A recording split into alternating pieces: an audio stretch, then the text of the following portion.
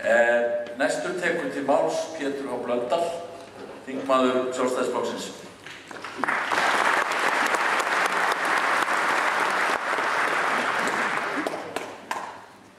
Fundarstjóri, ágætu fundargestir. Ég ætla að ræða hérna kosti og galla verðtryggingarinnar, en byrja á því að tala hérna efni fundarins, verðtrygging yfir og dóm. Í mínum huga þá er verðtrygging tæki til að viðhalda verðmæti, innistæðu eða kröfu, og það er spurning hvort ég að draga lífinu eða byssuna yfir dóm. Ég var beðinn að verja verðtrygginguna, það gæti ég ekki því að ég er á móti mín.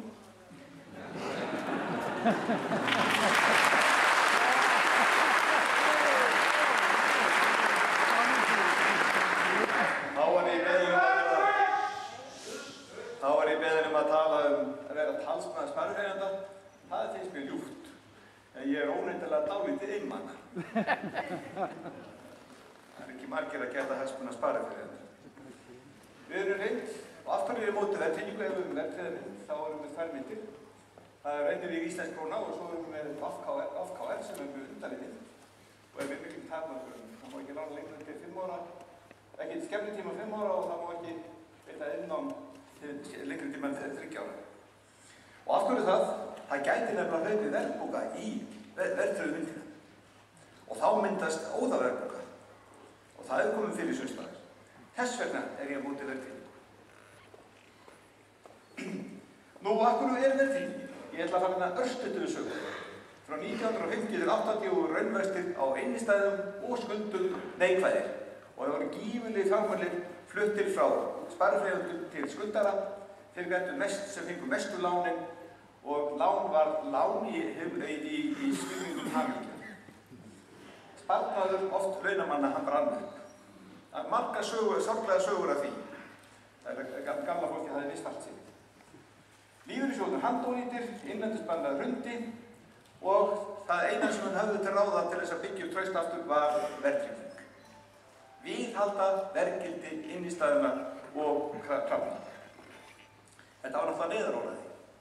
Og það var ekki vegna þess að með vildu verðtryggingu heldur voru minna að reyna að búa til innlán, búa til sparnað.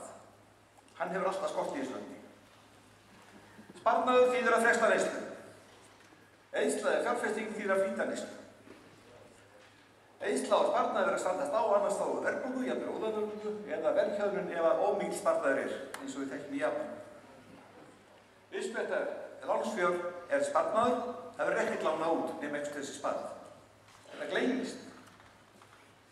Það er mikið sparnaðarvilji sumstaðar, þar eru vextir lágir, eins og í Japan og Þýskalandi. Annars staðar er lítill sparnaðarvilji, eins og hér á landi, og þá eru vextir háir, verði ykkur góð. Nú, sparnaður heimilanna. Heimilin eiga 600 milljarðar á innistæðu. Og hér sjáum við það að það er hluti sem er nokkuð í tryggur. Það er gengistöðulánin, verðtöðulánin og séreign. En það sem er rautt og bleikt, það er í hættu. Það er innistæður, fjárhagslegir innistæður heimilanna sem er í hættu. Og það er rýrna og rýrna. Ég veist að rýrna svona 10 milljarðar á ári. Hlutabréfið, þar töpuðu heimilin 80 milljarðar, það er enginn að kvaka yfir því. Og svo séreign. Svo er bundinn lífeyrissparnaður. Það eru lífeyrissjóðirnir. Það á hvert heimili að meðaltali 19 milljónir. 19 milljónir skuldlaust. En heimili vita það ekki. Og hagsmunasamtök heimilana vita það greinilega ekki heldur. Og að því að þetta eru hagsmunasamtök heimilana, hver passa þessa hagsmuni heimilana? Það verður enginn gert það. Nema kannski ég.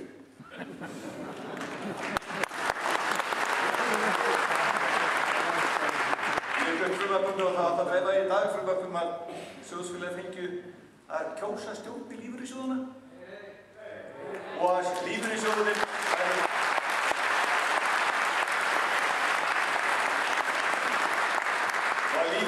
væri einn sjóðsfélaga, það er ekki inn á hreinu.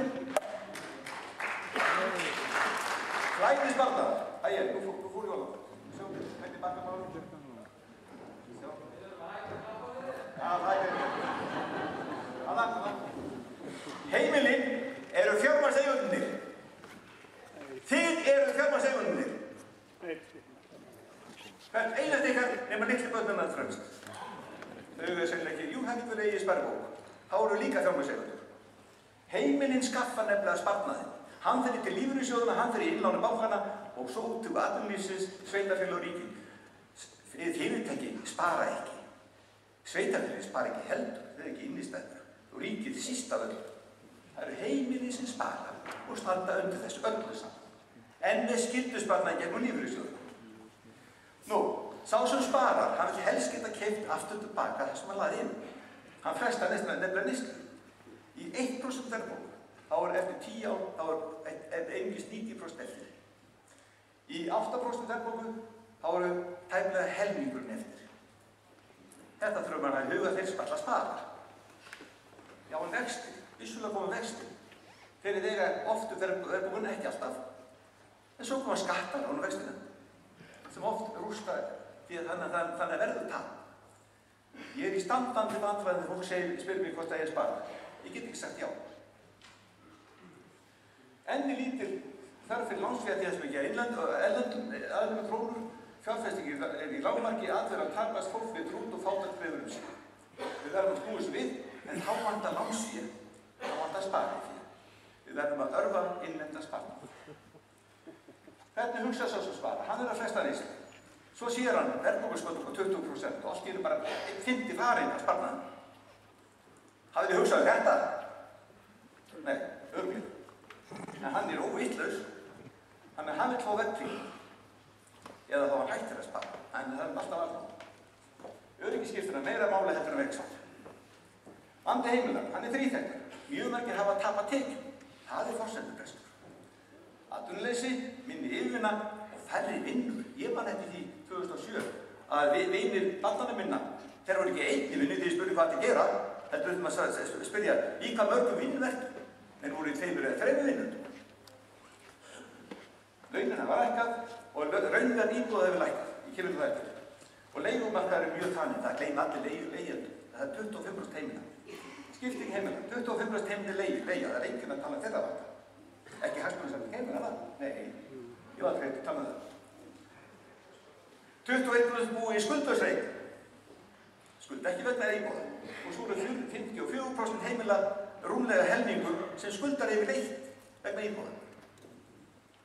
Og það sumir skuldar mjög lítið, bærilega, aðrir skuldar óbærilega mikið, það er svona 10%.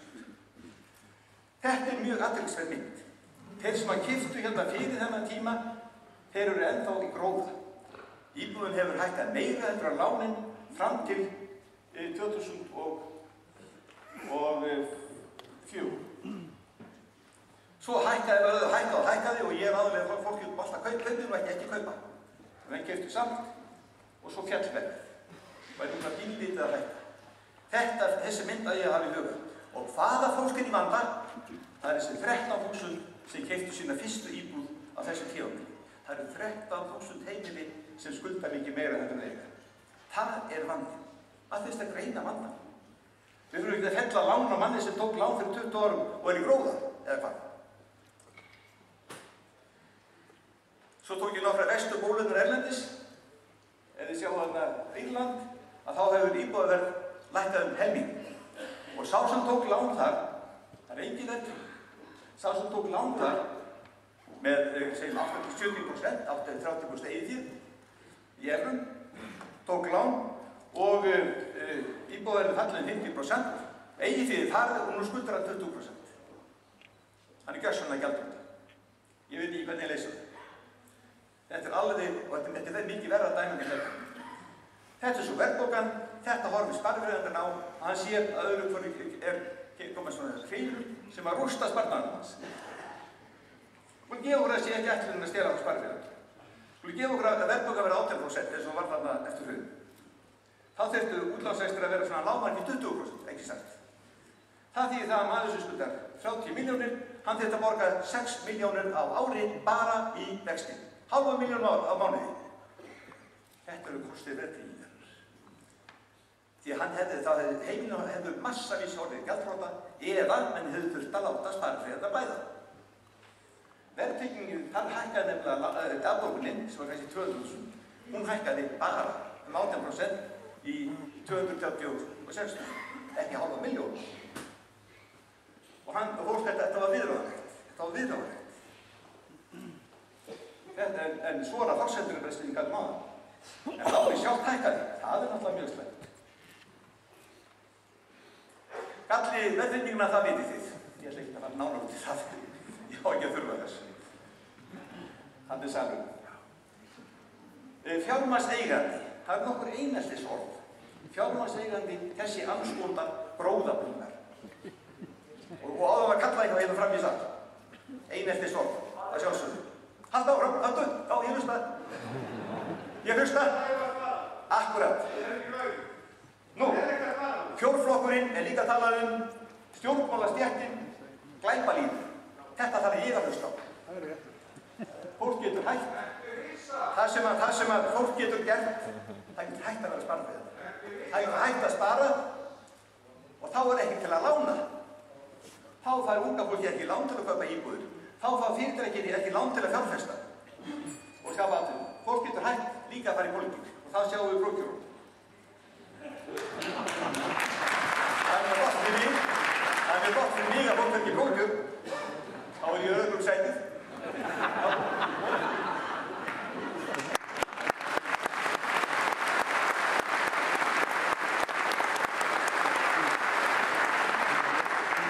Þakka Pétri fyrir skorlega